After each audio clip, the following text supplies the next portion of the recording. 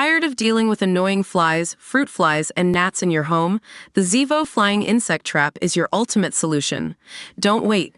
Check out the link in the video description now to get your Zevo Flying Insect Trap on Amazon and enjoy a bug-free home today. The world woke up on Sunday morning to shocking images of a bloody Donald Trump being dragged away by bodyguards from a rally in Pennsylvania. Bullets, fired by what appears to have been a lone gunman from a nearby rooftop, had grazed the ear of the former president and now presidential candidate, tragically killing one attendee and critically injuring at least two others. Thomas Matthew Crooks, a 20-year-old registered Republican voter, has been identified as the shooter and was killed at the scene by U.S. Secret Service operatives assigned to protect Trump.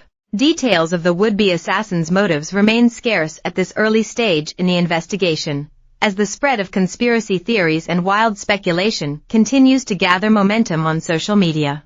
Leaders from around the world have voiced their shock and concern over this daunting apparent shift in the U.S. political landscape, though Trump has vowed to press on with his campaign ahead of the election in November, with further public appearances remaining on schedule for next week. In the meantime, he has joined a list of 13 other U.S. presidents and candidates to have suffered assassination attempts, 5 of them fatal, over the past 160 years. For those of us a little less au fait with American political history, here's a refresher. The first U.S. president to be the target of an assassination bid was Andrew Jackson while leaving the Capitol building in Washington, D.C. on the evening of January 30, 1835. Walking down the steps, Jackson was accosted by an unemployed house painter, Richard Lawrence, who aimed a pistol at him. The gun jammed, however, and Jackson proceeded to hit Lawrence with his walking stick. Lawrence then produced a second pistol, which also misfired before he was subdued by Jackson's bodyguards. At trial, Lawrence was found not guilty by reason of insanity and spent the rest of his life in a mental institution. Having issued the Emancipation Proclamation freeing the country's slave population during the American Civil War, Abraham Lincoln was shot on the evening of April 14, 1865, while attending a Washington, D.C. theater with his wife, Mary Todd Lincoln.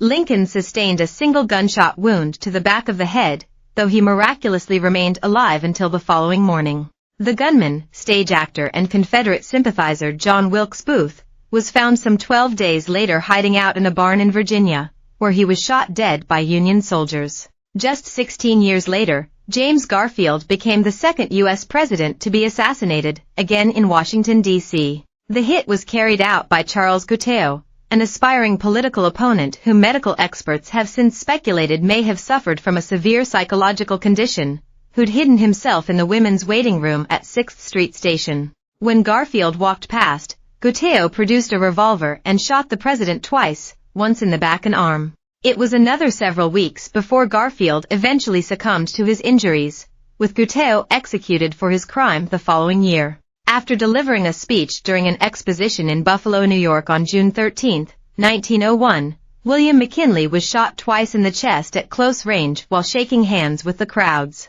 Medical professionals initially assessed McKinley's chances of recovery to be high, but he would die later that September after gangrene set in around his wounds. Leon Zalgos, a reclusive anarchist, was apprehended at the scene and later admitted to shooting McKinley. He was executed by electric chair the month after McKinley died. Running for a return to the White House after previously serving 2 terms as president, Theodore Roosevelt was shot at while getting into a car outside the Gilpatrick Hotel in Milwaukee on October 14, 1912. It's thought a bundle of folded papers and a glasses case concealed in his pocket may have saved the president's life. Much like Richard Lawrence, culprit John Schrank, a tavern owner, was found insane and spent the rest of his life in an institution. Commonly known by his initials FDR, Franklin D. Roosevelt was the third president to survive an attempt on his life. Roosevelt managed to emerge unscathed from a February 1933 shooting in Miami that nevertheless claimed the life of Chicago Mayor Anton Cermak. Giuseppe Zangara, an unemployed bricklayer, was later convicted and S.